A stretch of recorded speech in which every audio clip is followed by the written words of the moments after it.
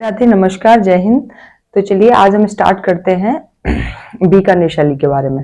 Last class में हमने आपको बताया था मारवाड़ शैली के बारे में। तो मारवाड़ शैली की जो है 4 उपशैलियां हैं, जिसमें हमने आपको बताया था बीकानेर शैली, अजमेर शैली और किशनगढ़ शैली और नागौर शैली। तो इसमें हम जो आपको विस्तार से बताएंगे वो बताएंगे बीकानेर शैली के बारे में। तो नोट डाउन कीजिए, हेडिंग डालिए बीकानेर शैली। बीकानेर शैली, बीकानेर शैली। तो ये जो है बीकानेर शैली, ये किसकी उपशैली है? मारवाड़ की ये उपशैली है। अब हम बात करें बीकानेर शैली जो है, इसके जो संस्थापक हैं वो कौन है? इसके संस्थापक जो हैं वो हैं बीकाजी। इसके संस्थापक कौन है? इसके जो संस्थापक हैं बीकाजी हैं इसके संस्थापक। और यहीं पर इसकी बात करें कि इसकी ये बीकानेर जो शैली है ये कहां पर स्थित है? तो ये बीकानेर जिले में स्थित है। बीकानेर जिले में स्थित है। इसी समय में बीकानेर शैली के समय में राठौर वंश भी था। कौन सा वंश था बीकानेर शैली के समय में? वंश था राठौर वंश। और इसी राठौर वंश के समय में बीकानेर शैली की जो राजधानी रही है वो रही है बीकानेर। राजधानी क्या है इसकी? राजधानी वो है बीकानेर, ये इसकी राजधानी है। और बीकाजी कौन है? ये है संस्थापक। ओके, तो यहीं पे हम आपसे बताएंगे कि एक जो इंपॉर्टेंट है उसे नोट कर लीजिएगा। जो बीकाजी थे उन्होंने जंगाल देश को जीतकर जो एक नया नगर बसाया, उसका नाम उन्होंने रखा था बीकानेर। इसे नोट कर लीजिए, बीकानेर जंगाल देश को जीतकर जो नया नगर बसाया उसका नाम पड़ा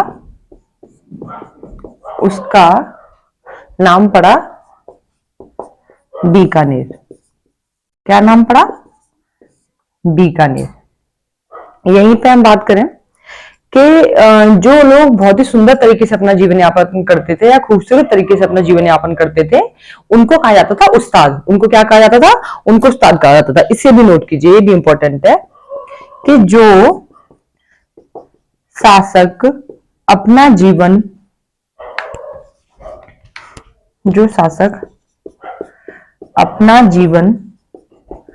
खूबसूरत तरीके से व्यतीत करते थे उन्हें क्या कहा जाता था? उन्हें कहा जाता था उस्ताद। बाद में उस्ताद में से द को हटा दिया गया। बाद में क्या किया गया? बाद में उस्ताद में से द को हटा दिया गया। सिर्फ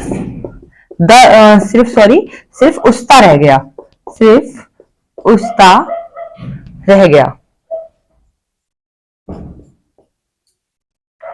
ठीक है, यहीं पर इसमें नोट कर लीजिए कि उस्ताओं का बीकानेर शैली में बहुत ही महत्वपूर्ण योगदान रहा है। उस्ताओं का बीकानेर शैली में महत्वपूर्ण योगदान रहा है। यहीं पे हम बात करेंगे इनके शासकों के बारे में। उससे पहले हम आपको बता देते हैं जो भी इंपॉर्टेंट क्वेश्चन है जो एग्जाम की दृष्टि से, उसे आप नोट कर लीजिए। इसमें पूछ लिया जाता है कि जो बीकानेर शैली है उसके जो संस्थापक हैं वो कौन है? ये बहुत इंपॉर्टेंट है, बीकाजी। इसके बारे में पूछा जाता है। यहीं पे बात करते हैं कि जो बीकानेर शैली है उस समय पे कौन सा वंश था? राठौर वंश। इसके बारे में पूछा जाता है, ये भी इंपॉर्टेंट है।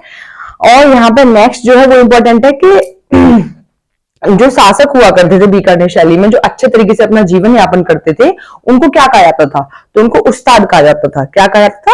उस्ताद उनको कहा जाता था। बाद में क्या किया गया, द को हटा दिया गया तो उनको उस्ता रह गया, फिर उनको उस्ता बोला जाता था। इसी में आप नोट कर लीजिए यहाँ के शासकों के बारे में, यहाँ के शासक। तो शासक जो है राजा राम सिंह हैं, अनूप सिंह हैं, गज सिंह और सूरत सिंह, ये 4 शासक यहाँ पे रहे।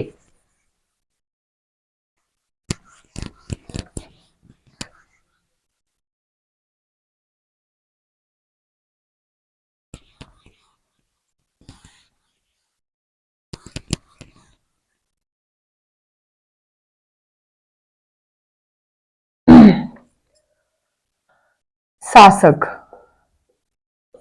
तो पहले जो शासक हैं वो कौन है, पहले हैं राम सिंह, और दूसरे कौन है, दूसरे हैं अनूप सिंह, दूसरे हैं अनूप सिंह।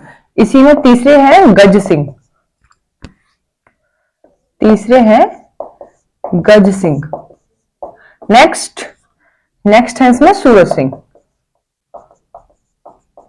सूरत सिंह। अब बारी बारी से इनके बारे में विस्तार से हम डिस्कस करेंगे। तो राम सिंह की बात करते हैं। तो जो राम सिंह है ये जो है ये अकबर और जहांगीर के समकालीन है, अकबर और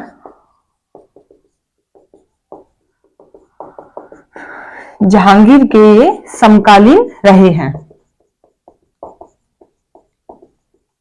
ये जो राम सिंह है ये अकबर और जहांगीर के ये समकालीन रहे हैं। यहीं पे बात कर रहे हैं, जो राम सिंह थे इन्होंने अपनी पुत्री का जो विवाह करवाया था वो जहांगीर से करवाया था। इन्होंने अपनी पुत्री का विवाह किससे कराया था, जहांगीर से, जहांगीर से कराया। नेक्स्ट इसी में इन्होंने मुगल दरबार के जो 2 उस्ताद थे उनको ही अपने साथ ले गए थे। तो वो 2 उस्ताद कौन से थे, हामिद रुकनुद्दीन और अली रजा। ये मुगल दरबार के 2 उस्तादों को अपने साथ ले गए, 2 उस्तादों को अपने साथ ले गए जो कि कौन थे, हामिद रुकनुद्दीन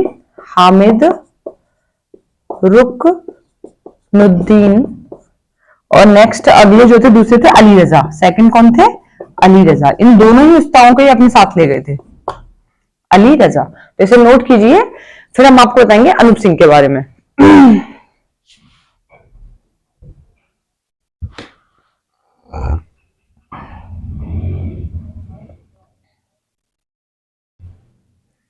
बात करते हैं अनूप सिंह की।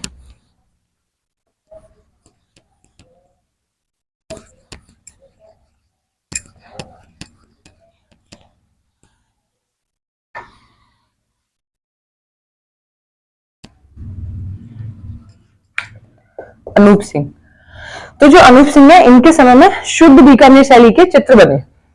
इनके समय में शुद्ध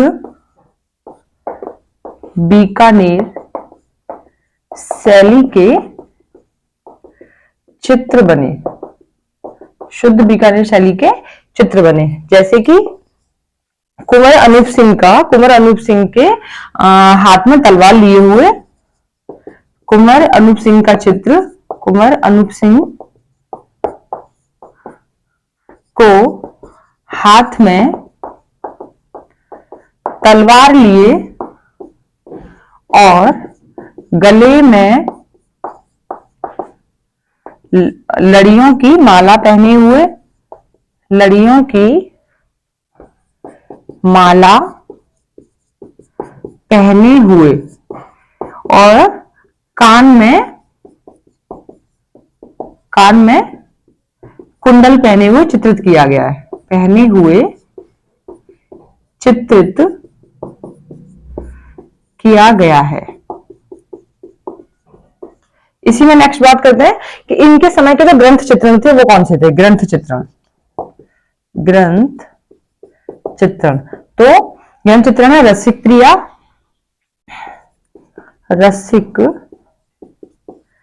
प्रिया, नेक्स्ट है 12 मासा और नेक्स्ट भगवत पुराण, भगवत पुराण। तो ये हुआ अनूप सिंह के समय के जो चित्र बने थे और जो ग्रंथ चित्रण थे। नेक्स्ट हम बात करेंगे गज सिंह के बारे में, इसे नोट कर लीजिए। नेक्स्ट है गज सिंह।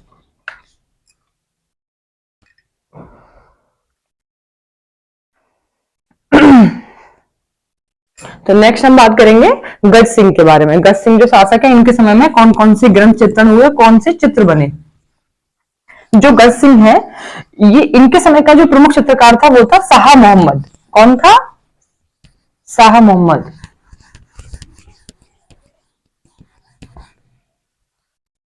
बात करते हैं गज सिंह की। तो इनके समय का जो प्रमुख चित्रकार था, इनके समय का प्रमुख चित्रकार कौन था? शाह मोहम्मद। शाह मोहम्मद इनके समय का ये प्रमुख चित्रकार था। और इसने जो चित्र बनाए थे, ग्रंथ चित्रण की बात करें, ग्रंथ चित्रण, तो वो था रागमाला। क्या था? रागमाला। इसी में बात करते हैं चित्रों की। जो चित्र बने थे, शिकार के चित्र, शिकार के चित्र और राज परिवार के चित्र, राज परिवार के चित्र, और स्त्रियां बच्चों के साथ खेलती हुई, स्त्रियां बच्चों के साथ खेलती हुई। तो ये हुए इनके समय के चित्र, गज सिंह के समय के। यहीं पे आप नोट कर लीजिए सूरज सिंह के समय के चित्र कौन से थे। सूरज सिंह, तो इन्होंने क्या किया, इनके समय का था शीश महल का इन्होंने निर्माण करवाया। शीश महल का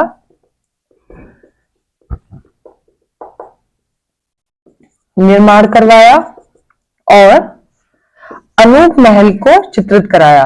अनूप महल को चित्रित कराया। ओके, तो ये आपके चारों शासकों के बारे में हमने आपको बताया। अब इसमें जो इंपॉर्टेंट है, जो टीजीटी में पूछा जाता है, वह स्त्रियां बच्चों के साथ खेलती हुई। ये कई बार एग्जाम में पूछा गया, बहुत इंपॉर्टेंट है, जो कि गज सिंह के समय का चित्रण है इसमें। तो इसमें पूछ लिया जाता है कि गज सिंह ये कौन से शासक के समय का चित्र है, स्त्रियां बच्चों के साथ खेलते हुए। तो आप बताएंगे गज सिंह। और गज सिंह के समय पर कौन से प्रमुख चित्रकार थे, तो आप बताएंगे शाह मोहम्मद, जिन्होंने ये चित्र बनाया था स्त्रियां बच्चों के साथ खेलती हुई। अब हम बात करेंगे बीकानेर शैली की विशेषताओं के बारे में। तो हेडिंग डालिए विशेषताएं। बीकानेर शैली में क्या है, ऊंट की खाल पर चित्रांकन किया गया है। क्या किया गया है? ऊंट की खाल पर चित्रांकन, जो कि यहाँ की निजी विशेषता है, जो कि आज भी जीवित है।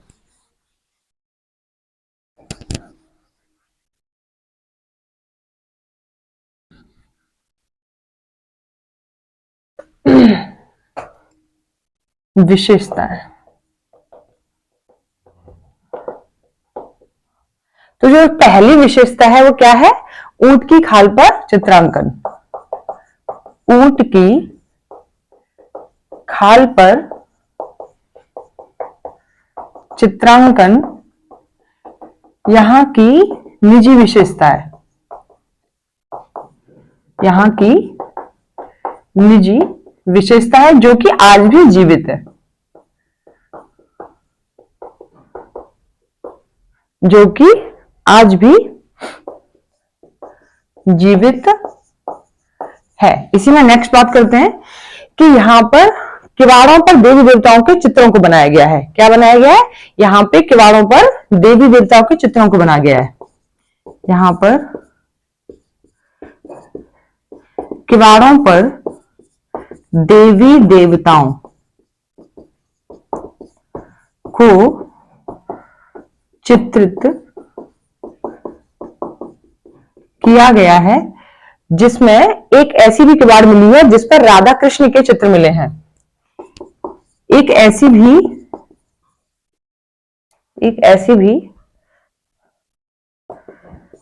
किवाड़ मिली है जिस पर राधा कृष्ण के चित्र मिले हैं।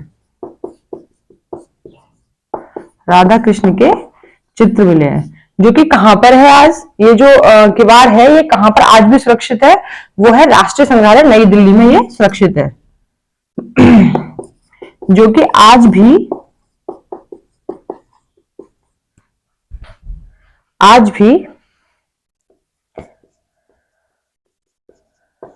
राष्ट्रीय संग्रहालय नई दिल्ली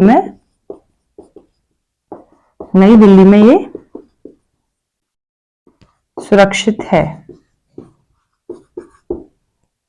तो ये इसकी विशेषताएं कंप्लीट हुई। इसकी जो विशेषताएं ये ऊटी खाल पर चित्रांकन यहाँ की निजी विशेषता है, जो कि आज भी किया जाता है ऊटी खाल पर चित्रांकन। और यहाँ पर किवाड़ों पर देवी देवताओं को चित्रित किया गया है, जिसमें राधा कृष्ण की एक चित्र मिले हैं राधा कृष्ण के। वो किवाड़ आज भी राष्ट्रीय संग्रहालय नई दिल्ली में सुरक्षित है। ये इंपॉर्टेंट है, इसके बारे में पूछ लिया जाता है कि वो कौन सी किवाड़ है जो कि जिस पर राधा कृष्ण के चित्र मिले हैं, वो कौन सी शैली मिले हैं। तो आप बताएंगे बीकानेर शैली में। ठीक है, तो आज की हमारी ये बीकानेर शैली का यहीं पर समाप्त हुई। नेक्स्ट हम आपको बताएंगे अजमेर शैली के बारे में। तो आज के लिए इजाजत दीजिए।